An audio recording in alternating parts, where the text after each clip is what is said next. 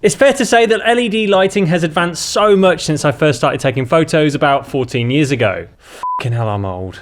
So much so that I genuinely believe that in many ways they are the better option to purchase over traditional flash strobes, especially if you're just getting into lighting. Here are 5 reasons why. Arguably, the biggest advantage of constant LED lighting is that, well, it's constant, obviously. This means you can see immediately what your image is going to look like before you even have to turn on your camera. So essentially all you need to do with an LED light is add your preferred light modifier, move the light around a bit until you're happy with the result, and then just snap away. You know, unlike flash setups where you first need to attach a wireless trigger, make sure that it's synced properly with your flash, then take a test shot, tweak the settings a little bit, take another test shot, tweak the settings once more, briefly convince your model that you do actually know what you're doing, take another test shot, and then finally you are ready to shoot. I guess what I'm trying to say is that for beginners, essentially LEDs take a lot of the guesswork out of lighting and allow you to just focus on learning what does and doesn't work for your portrait imagery. Some LED lights have the ability to change color too, so just like Pocahontas, you can paint with all the colors of the RGB spectrum.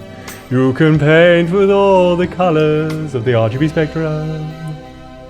I personally really like these RGB lights that I picked up from Neewer, not a sponsor, as they come with softbox attachments so you can get that super soft, diffused studio look that looks super nice for your portraits. To achieve this effect with flashes, it would first require you purchasing some lighting gels, which can get fairly expensive depending on the quality of the gels you buy. Plus, if you want to buy multiple colors, you will obviously need to buy a bunch of them and bring them along to your shoot with you, which just adds to the amount of gear that you need to lug around. Overheating and recycle times are just 2 things that bring my piss to a boil when shooting with strobes. With LEDs, this isn't really something you need to worry about because firstly, the light is constantly on, so you don't need to wait around for the power to build back up again before you can take your next shot. And LEDs generally run a lot colder than high-powered flash bulbs, meaning that in theory, you can run them all day on full power without any dramas. Unless, of course, you decide to turn the cooling fan off, in which case you're going to run the risk of fire. Lots of fire. Some of the newer models of LED lamps are able to run off both mains power and battery power, so this makes them just as portable and easy to use away from the studio as expensive flash strobes would be. This Ninja 300 from Weeylite,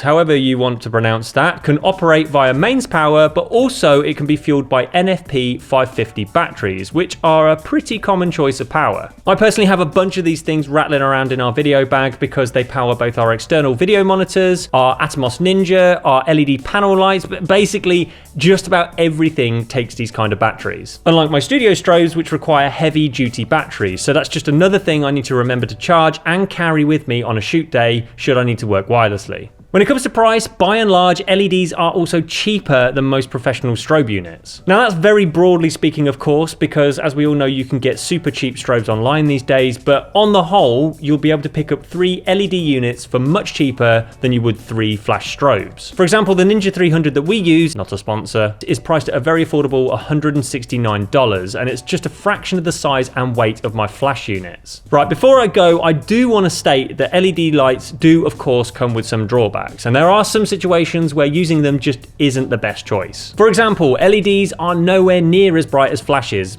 Obviously, this means that you can't do things like overpower the bright ambient light outdoors, for example. So if you want to get the type of shot where you underexpose the background and ambient light, but correctly expose for your subject to give that really striking, dramatic lighting effect, then flash is really your only option. Staying on the topic of power, if you're hoping to shoot with a narrow aperture like f8 or maybe even smaller, then again, LEDs most likely won't kick out enough light to allow you to get a correct exposure. Well, that is unless you are willing to crank up the ISO super high, but then in that case you're running the risk of capturing images that will have more grain than a box of sand-covered Cheerios. And finally, if you want to freeze motion by using a bright burst of flash rather than relying on your camera's shutter speed, then again, you're kind of out of luck because you really can't do that with an LED light. Anyway, thanks for watching and I hope you found this video useful. If you have, don't forget to give it a thumbs up and also subscribe to the channel for more videos just like this every single week.